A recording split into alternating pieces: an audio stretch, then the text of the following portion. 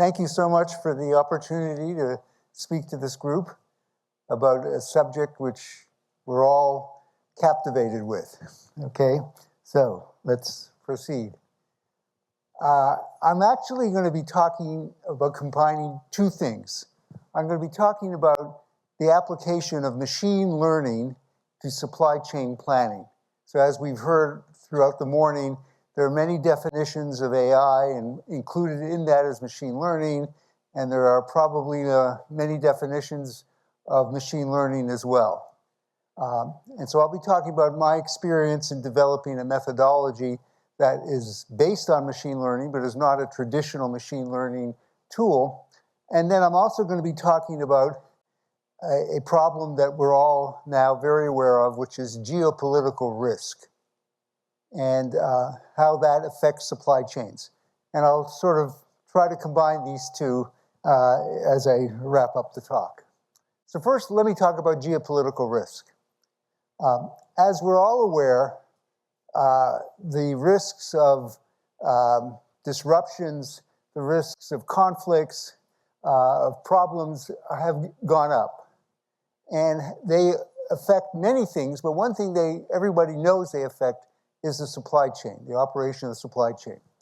And we can list it here in the bullets are different aspects of geopolitical disruption. Countries monitor their taxes and tariffs.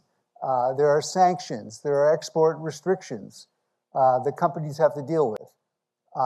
Unfortunately, we have armed conflict, which is occurring in multiple places around the world.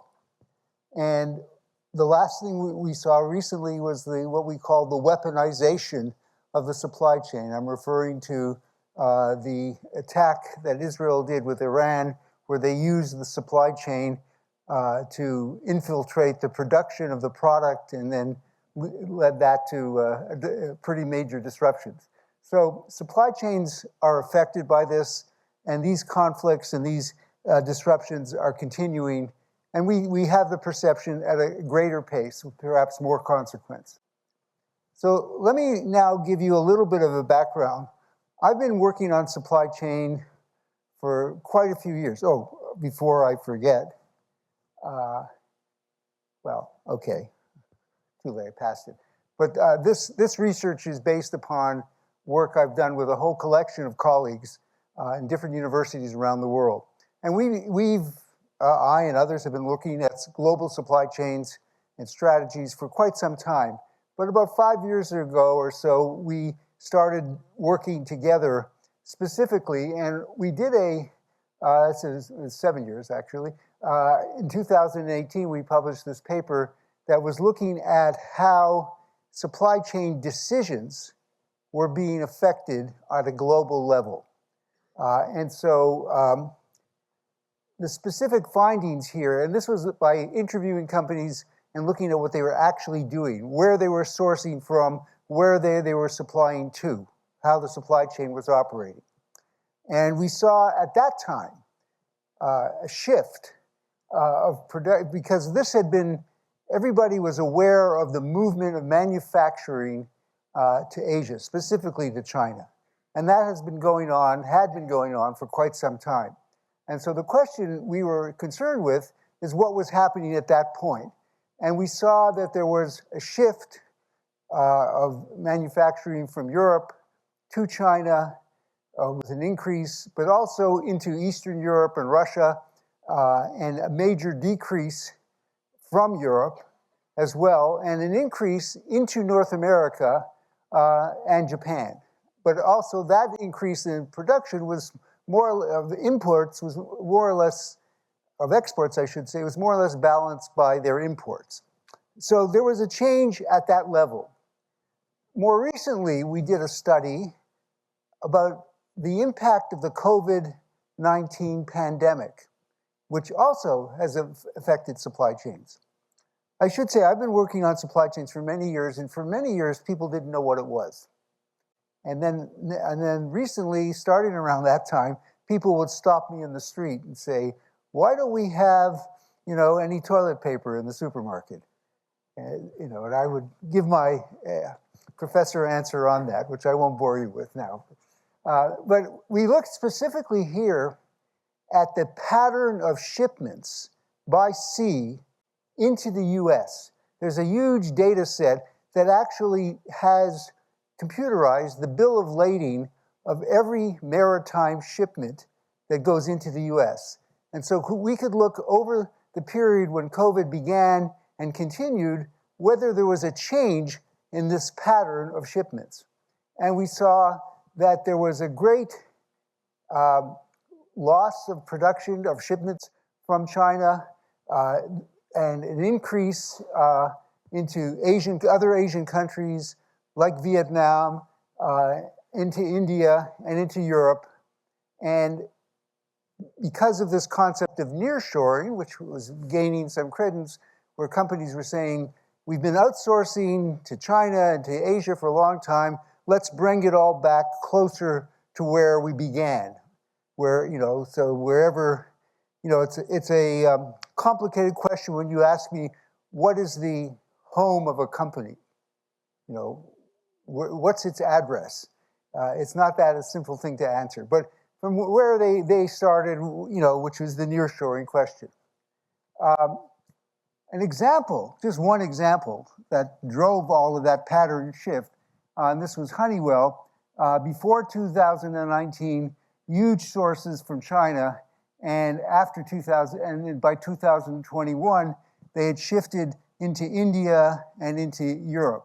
So that was just one example of one company, but this was happening for all the companies around the world, and the pattern that we observed was quite significant. So we analyzed that data, and we had various hypotheses, like because we've been studying risk in general and risk in supply chain for many years. And so there's an understanding of how you should respond to it. One was the idea of sourcing concentration, or should you have more suppliers or should you have fewer suppliers where there's more risk?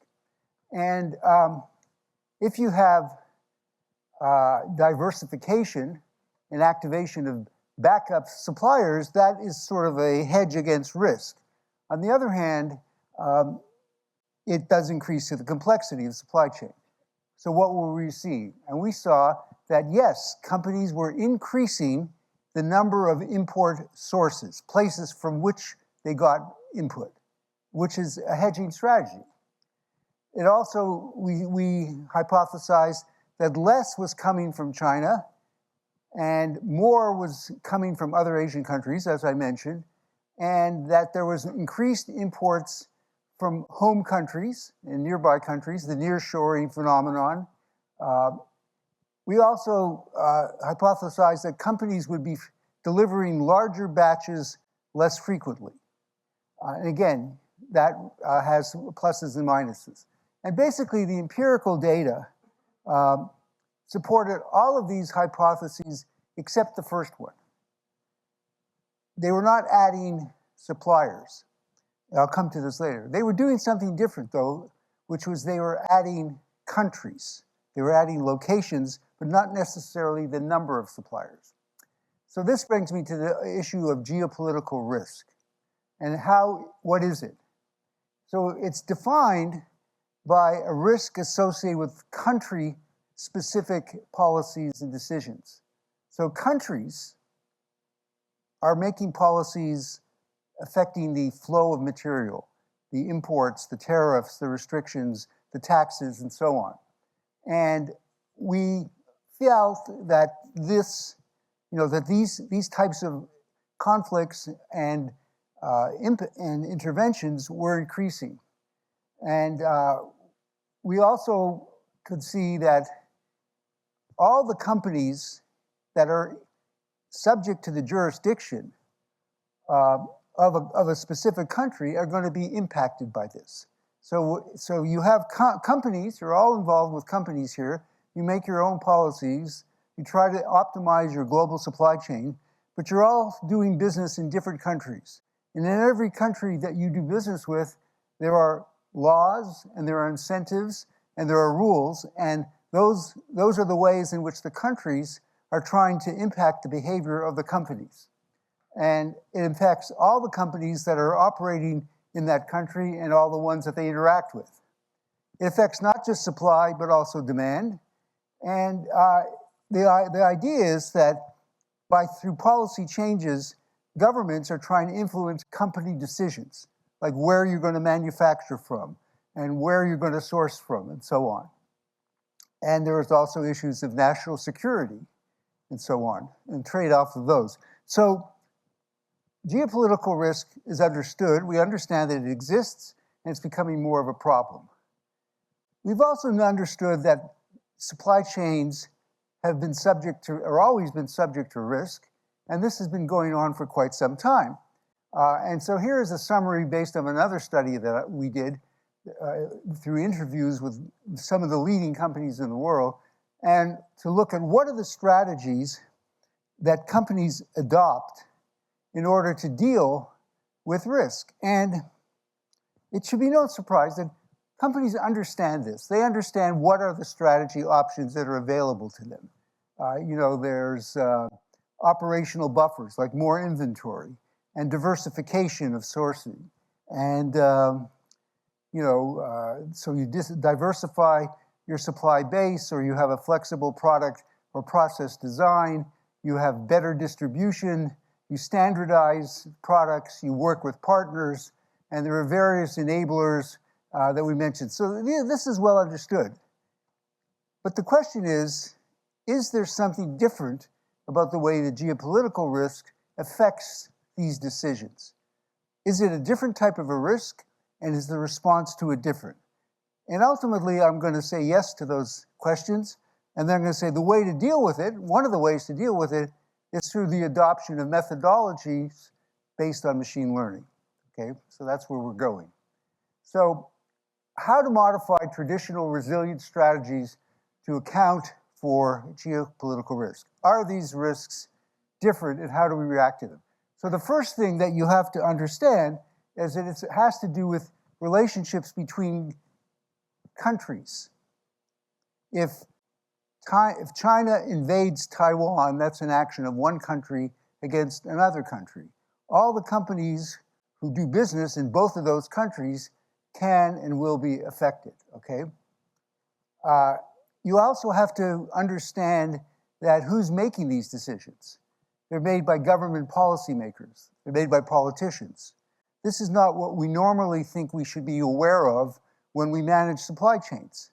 And so in order to understand these risks, you have to invest in following these risks and understanding what's going on and have access to that information. Another aspect of this is cash flows. As I mentioned, the supply chain, which governs the flow of the physical goods, as we all understand, also creates the flow of cash, of value, of financial flows, through taxes, through transfer prices, through profit repatriation. There's foreign exchange risk exposure. So there are a lot of things that have to do with financial risk that is associated with the event when goods cross a border. Either it's imported or exported. Once physical goods start crossing borders and going from one country to another, then the financial flows are affected through those mechanisms. And the strategy options that we have to deal with have to be different. And that's basically where we're going with this, okay? And how decisions, risks, and outcomes interact. That's ultimately what we need to understand. We make decisions, we deal with the risks, we want to mitigate those risks, maybe we want to exploit those risks, and then we worry about the outcomes, the profit, the market share, the impact on the environment. There are many metrics that we use that have to do with outcomes that are, again, associated with supply chain decisions. So how are all of these things interrelated? And that brings us to this framework that we developed recently that really has some very simple ideas. That there are foundational methodologies that you have to be aware of and to some extent capable of dealing with, mastering one at some level. And these involve things like geopolitical scenario planning, monitoring of risks, and modeling and optimization in a way that accounts for the complexities of the global supply chain and the interactions that we've been talking about. The real-time geopolitical risk monitoring is a major industry. Most major companies today outsource this to vendors who, on a real-time basis, are monitoring throughout the world where risks could occur. And I've witnessed this in action when I've taken my students on tours at companies like Boeing and others, where they have a war room. And when an event occurs, a fire has occurred somewhere in Africa, in Timbuktu, and we have a supplier down the road from that fire. We immediately get an alert saying, our lead time for that supplier and our availability could potentially be disrupted. So this monitoring of risks in real time is an important aspect of dealing with geopolitical risk. But you also have to understand what scenario planning means, and I'll get to that in a minute, and how to model this process. Then basically, from a strategic planning perspective, there's a very simple framework here. You either make decisions in anticipation or you make decisions in reaction. Events will occur. We had talked earlier, about mitigating things like hurricanes and tornadoes. As far as I know, we don't have the methodology to prevent those things, but we can do two things. We can anticipate them. We try to forecast them, which is not that easy to do. And we have to be able to deal with them once they have occurred. So the events will occur randomly, and we have to anticipate them, and we have to react to them. And that's the framework. And there are many pieces to anticipation that are listed here that have to do with processes and structure, changing your locations, changing your number of suppliers, changing the footprint, changing the way you manufacture your products, the design of those products. And then once these events have occurred, there are many things you can do. In real time, you can adjust and transfer and allocate and prioritize and shift production and so on, and collaborate with up and down the supply chain. But the bottom line, what I want to focus on, are two aspects to this picture. One is the methodology, the functional tools, and the other is just that we have this anticipation and reaction framework, which is fundamental to the problem. Okay, so now let's talk about machine learning. So there's been a long history of the application of machine learning to many problems, in particular to supply chain. It hasn't always been successful as we would like. We talk about black swan events. You've all heard about a black swan. You observe a swan that's black, that's a highly unlikely event. We've never observed it before, so we don't know what the probability of that will occur. We don't know what the consequences will be. And many of the events, the disruptions, the interactions we're talking about are black swans. So there's been a lot of attempts to use machine learning and the explosion of data that we have to forecast the changes that will occur. I'll make a statement now, you may not agree with it, that even with all the data that we can get, and even with the most advanced tools for forecasting, including advanced tools in AI and machine learning, we will never, I repeat, never eliminate the possibility of forecast error. We will never know for sure what's going to happen into the future, even with the most advanced tools. And there's kind of a sense that somehow the technology will get it to that point where we can foresee the future. And we'll never get to that point. Also, the application of machine learning is all about harvesting the enormous amount of data that's now available. And that's different than the way it used to be, we have more detailed, real-time data that has to do with supply chain transactions. We can monitor these at a micro level.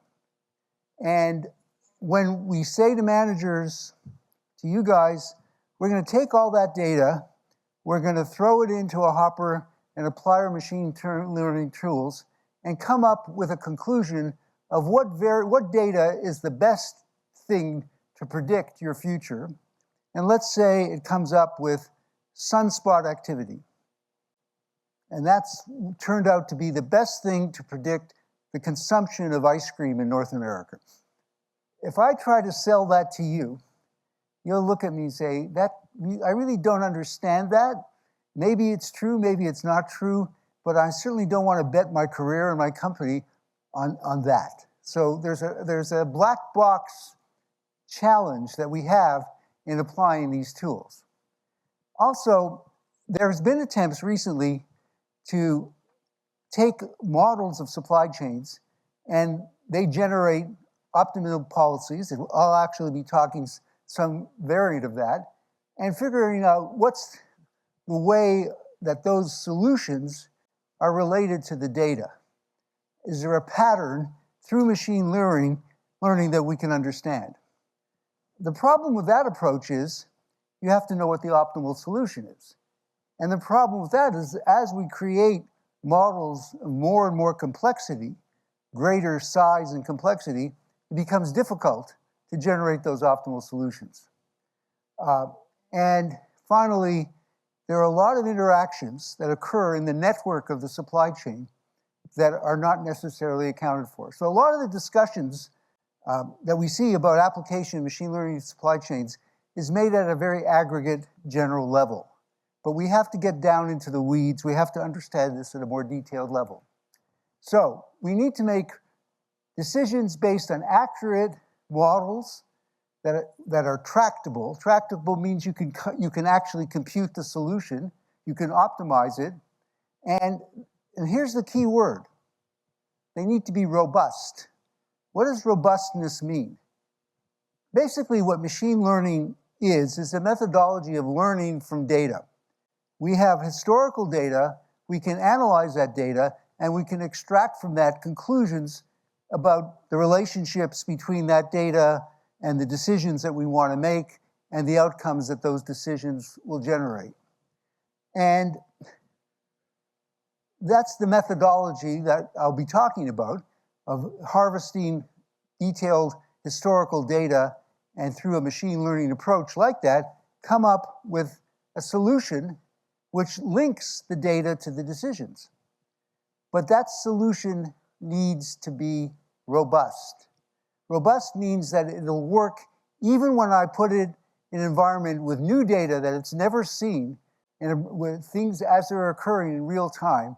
Will everything I've learned and developed based on history give me the best answer going forward?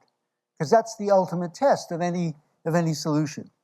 So, okay, so what we have done, and I mentioned that I'm now involved with a company that we started up to implement these ideas. So if anyone's interested, happy to talk to you afterwards about what we're doing here. But we have actually developed tools to do this, is basically replace the traditional methodology for supply chain planning, which we call PTO, predict, then optimize. So the basic idea is if we can predict the future, we should know what to do, which is a fallacy, because even if you could predict the future, which I argue you can't, but even if you could, you still have trade-offs, you still have risks, you still have constraints. It's not always obvious what's the best thing to do. And we take that forecast of what we hope will be the future, and it becomes an input to a model that can evaluate the trade-offs and account for the constraints and deal with the objectives. A constrained optimization model. And out of that comes recommendations of decisions. So the ultimate goal of the application of machine learning supply chain is not to develop a better forecast or to understand the causes. That's part of the process, but ultimately it's to make better decisions. And we want to use data to make better decisions. And so what we've developed is a methodology that basically doesn't go through the forecasting stage, but says take all the historical data and look at the relationship between that data and the outcomes and the decisions and find the optimal relationship. So that means we have to formulate a model that captures those relationships, and we have to have the tools that can do that optimization. And what you end up with is what I call a decision function. Okay, and a decision function basically tells you what weight can you or should you give to all the potential data variables that you're aware of that could impact your future decisions. And so this is like a one-stop process for doing that. And that's what we've developed, and that's what we call optimal machine learning. So it goes beyond pattern recognition. It requires deep domain knowledge. And in order to do this, you have to have a representation of the supply chain. This morning you heard about the notion of a digital twin. I agree with that. What you need, what is a digital twin? Sometimes we used to call it a simulation model. That was the old days. But basically a digital twin is a representation on the computer, a model that you can formulate that captures how the supply chain will react to the data and the decisions that you give it. And so in order to develop such a model, you have to really understand not only the process, but you have to understand how to develop such models. And we also have to be able to solve that. And one of the problems with that, sometimes these models get so big that we can't generate the optimal solution. So we have to make sure that we are using this explosion of data and this digital twin representation and then come up with the optimal representation. Well, the good news is we now have state-of-the-art solvers that you can apply that actually can solve huge problems very quickly, open source at a very low price. And so the end is to automate the decision-making process. So that's what we call optimal machine learning. It's not simple pattern recognition. It requires deep domain knowledge. It's based on being able to model the complexity of the supply chain, which is a digital twin. And it requires the use of state-of-the-art optimization tools. And what you ultimately need is a way to react to data as it unfolds in real time to impact your decisions. So that's where we need to be able to go to deal with these problems. So in the company that I started recently, which we call AD3, Data-Driven Decisions, basically we have a pyramid. At the bottom is the data storage. The amount of data that comes in, which is now available, is huge. And you have to be able to incorporate that data rapidly at a low cost.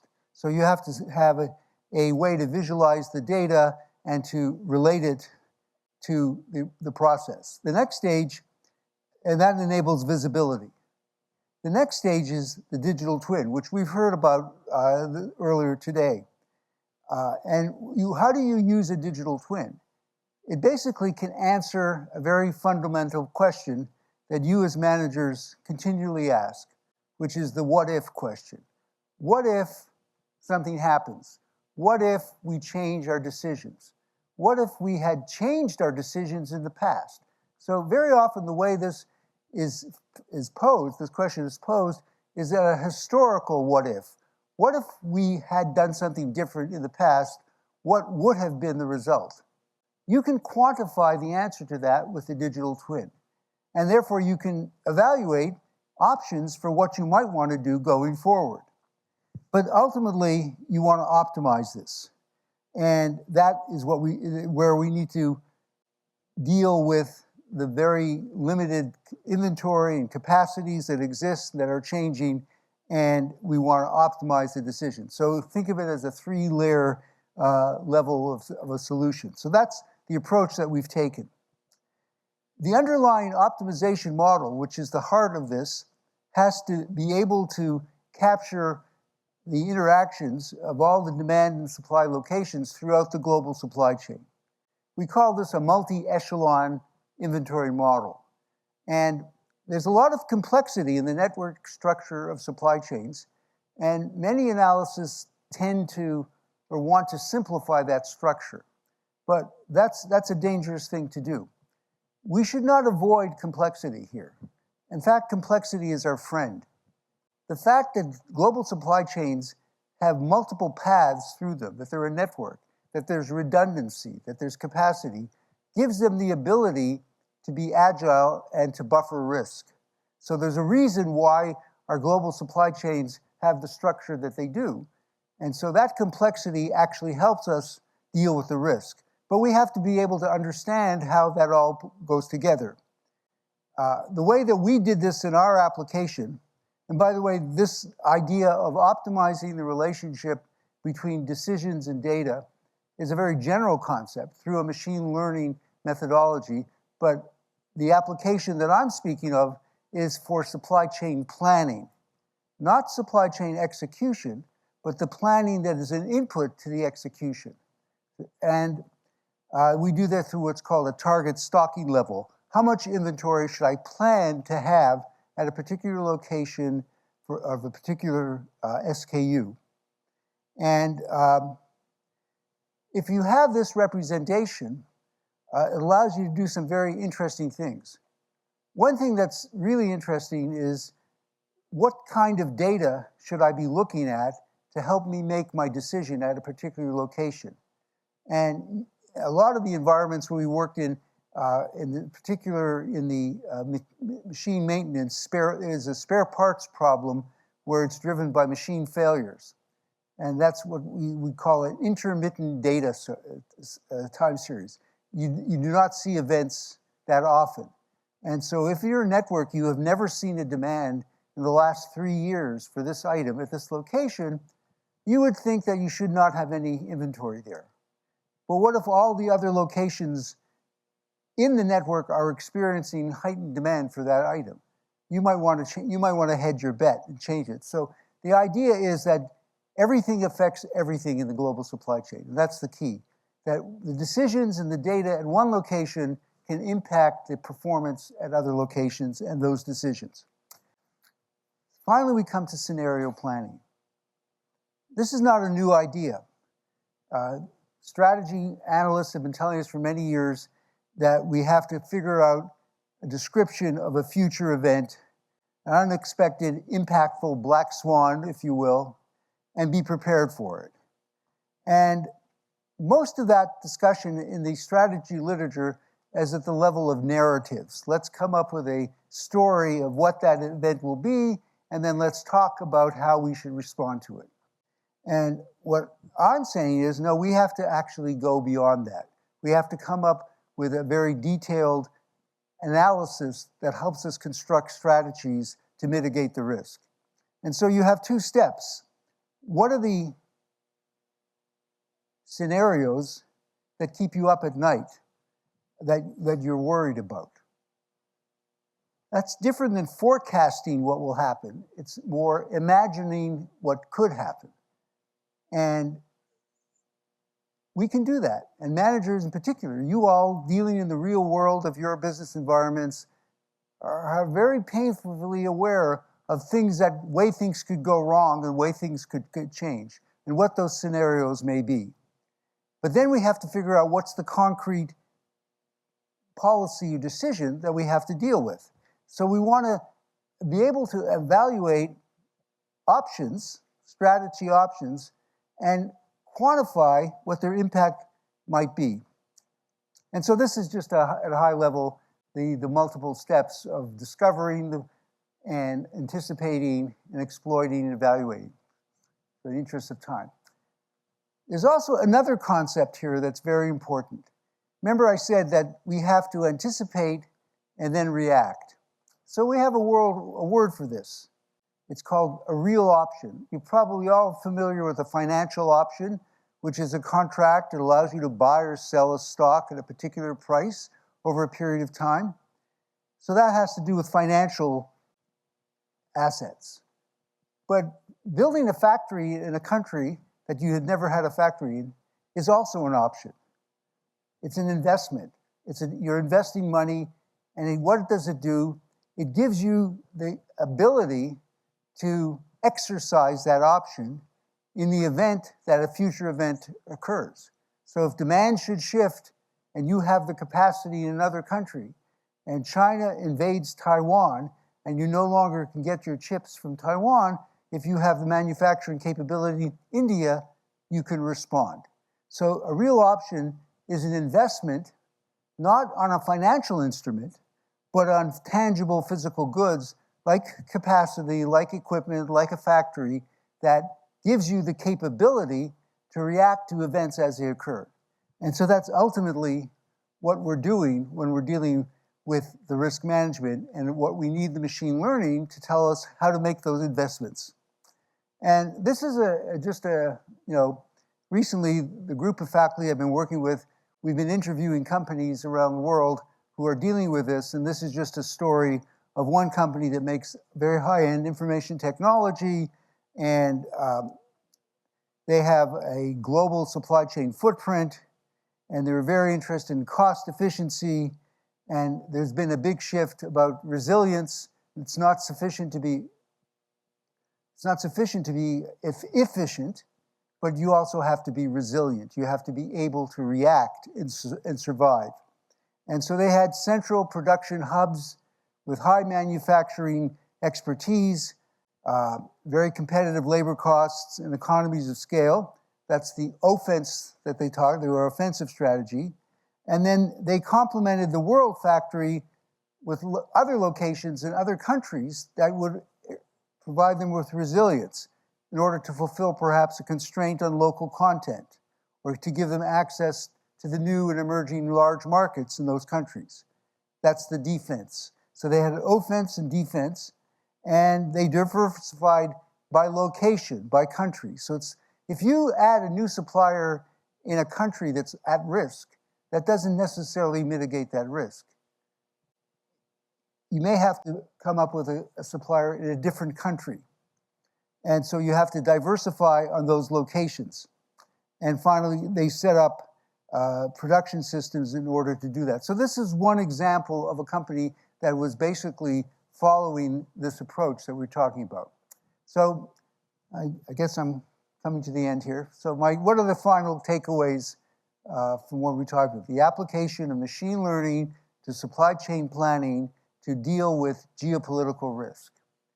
First, and this echoes what you heard earlier today, you have to develop a detailed, accurate representation, a model of your supply chain, which we can call a digital twin if you wish, to support the development of answers, of strategies. You have to understand the future scenarios that are impactful or potentially impactful. So I'm not asking you to predict the future of these major geopolitical events. Nobody knows. No, that's not a thing we have the expertise for doing, and I don't think we'll ever, as I said, eliminate the uncertainty. But you as managers understand the potential events that could be impactful, that could, if they occurred, could be so disruptive they could affect, the viability of your company and have major impact. So we have to know where's the vulnerability of our supply chain to such events, and we then have to figure out what are the options that we have to deal with to mitigate the risks of those events, and if there's opportunities to maximize the value of those opportunities. As I said earlier, supply chains are usually represented as complex networks of interacting resources, factories, distribution centers, suppliers, customers, warehouses, and all these things interact, and decisions made at one location can ripple through the entire network and affect upstream and downstream locations. So that makes it hard, but it all gives us opportunity to exploit this structure to mitigate the risk. So we have to embrace, if you will, the complexity of supply chains. We have to recognize the connection between data decisions, and outcomes. At the end of the day, the whole purpose of this exercise is not to analyze the data or to come up with a better forecast. It's to use the data to come up with a better decision, a decision that will in fact be better, that will be robust when future events have occurred. That's the ultimate test. And then we need to deal with this, and one thing we've learned in our experience, you have to get down to a granular, detailed level to the data. You have to have transactional data. That's the only way to capture these interactions effectively. And so you have to have an end-to-end supply chain data infrastructure that's based on transactional data. We can use advanced modeling and machine learning methodologies to construct that optimal relationship I talked about between the inputs and the decisions. And we have to finally adopt a real option mindset, which says we make decisions in advance of events. Those decisions require investment of resources. And then as we observe and events occur, because you've made those decisions in advance and made those investments, you now have the ability to react in a way that's different than if you had not made that. And so the real option allows you to mitigate the risks.